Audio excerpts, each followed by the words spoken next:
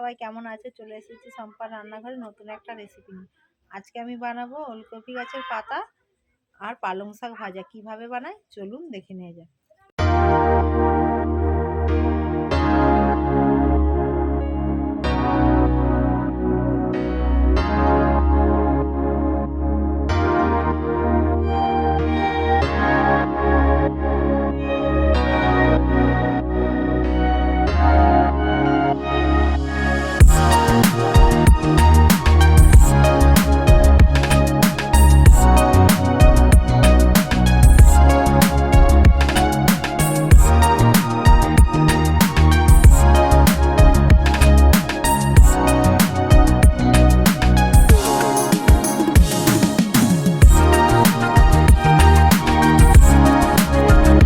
Video ভালো লাগলে বেশি বেশি করে লাইক, কমেন্ট এবং সাবস্ক্রাইব করে আমার পাশে থাকবেন।